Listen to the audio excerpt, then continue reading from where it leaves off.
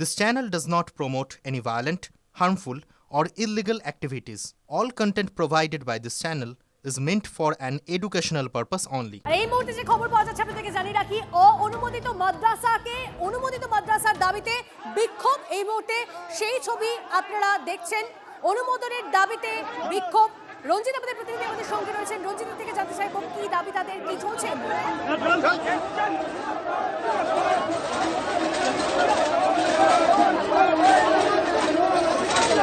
রঞ্জিত চলে যাচ্ছে।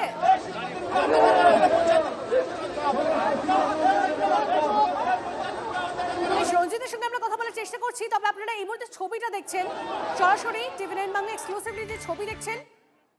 অনুমোদিত মাদ্রাসাকে অনুমোদনের দাবিতে বিক্ষোভ পথে এই মুহূর্তে সেই নিয়ে বিক্ষোভ চলছে, ছবি দেখছেন আপনারা।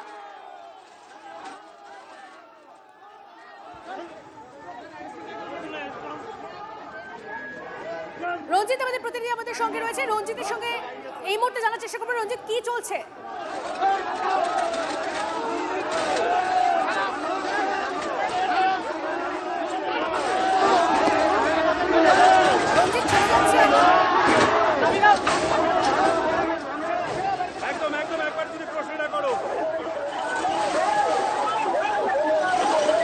নিয়োগের দাবিতে মাদ্রাসা ঐক্য মঞ্চে বিক্ষোভে ধুন্ধুমার পরিস্থিতি, সেই ছবি দেখবেন আপনারা। আমাদের প্রতিনিধি রঞ্জিত আমাদের সঙ্গে রয়েছে। রঞ্জিত, কি চলছে এই মুহূর্তে?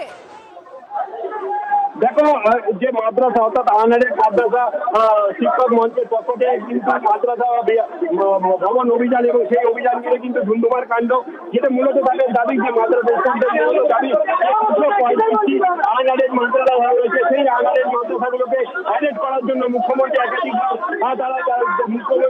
প্রতিশ্রুতি দেওয়া সত্ত্বেও কিন্তু এখনো পর্যন্ত কিন্তু সেই দাবি মানা হয়নি। আপনাদের দাবিটা কি? আপনাদের দাবিটা কি? আমরা জানি এই পুলিশ আমাদের গণরোধ করার চেষ্টা করছে, এই টিএমসি সরকারের হয়ে কাজ করছে, গণতন্ত্রকে শেষ করে দিচ্ছে।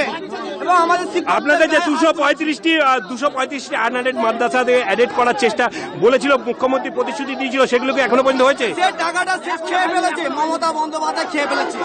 আমাদের এখন একটু দেখাবার চেষ্টা করি, কিন্তু এই একদম আমরা ছবি দেখাচ্ছি আপনাদেরকে। একদিকে মাদ্রাসা ঐক্য মঞ্চের বিক্ষোভের ছবি দেখছেন, অন্যদিকে পথে আপার প্রাইমারি তারাও অপেক্ষা করছেন 2014 সাল থেকে এবং তারাও নিয়োগের দাবিতে আজ পথে নেমেছেন। দুটো ছবি একসঙ্গে দেখছেন আপনারা। নিয়োগের দাবিতে ফের পথে চাকরি প্রার্থীরা, পথে আপার প্রাইমারি 2016 চাকরি প্রার্থীরা। সুমন মহাপাত্র আমাদের প্রতিনিধি আমাদের সঙ্গে এই মুহূর্তে রয়েছেন সরাসরি। সুমনের সঙ্গে কথা বলবো। সুমন, কি চলছে? দেখো, একেবারে এই আন্দোলনকারীরা তারা কিন্তু বিকাশ ভবনের সামনে পৌঁছে গেছেন এবং এসে তারা একেবারে বিকাশ ভবনের গেট অবরুদ্ধ করে কিন্তু বসে পড়েছেন। আমি ঘুরিয়ে ছবিটা দেখাতে বলবো। বিকাশ ভবনের মেন গেট সেটা বন্ধ করে দিতে হয়েছে এবং এই চাকরি প্রার্থীরা তারা কিন্তু তাদেরকে দফায় দফায় বিভিন্ন জায়গায় আটকানোর চেষ্টা করায় শেষ পর্যন্ত তারা কিন্তু সব বাধা অতিক্রম করে একেবারে বিকাশ ভবনের সামনে চলে এসেছেন। বিকাশ ভবন থেকে এই মুহূর্তে কেউ বেরোতে পারছেন না, কেউ ঢুকতে পারছেন না। বিকাশ ভবনের সামনে পুলিশি ব্যারিকেড এবং এই চাকরি প্রার্থীরা তারা কিন্তু বিকাশ ভবনকে কার্যত অবরুদ্ধ করে দিয়েছেন এবং কিন্তু তারা বলছেন যে নোটিফিকেশন না হওয়া পর্যন্ত তারা তাদের এই ধর্ণা অবস্থান কর্মসূচি চালিয়ে নিয়ে যাবেন এবং আমি তাদের সাথে একটু কথা বলার চেষ্টা করব। কতক্ষণ বসে থাকবেন? আমরা সারা জীবন বসে থাকবো, যদি আমার শ্বাস বায়ু পর্যন্ত, যতক্ষণ না ও নোটিশ দেবে। আমাদের নন স্পট নোটিশ চাই, নোটিশ নিয়ে তবে আমরা এখান থেকে উঠবো।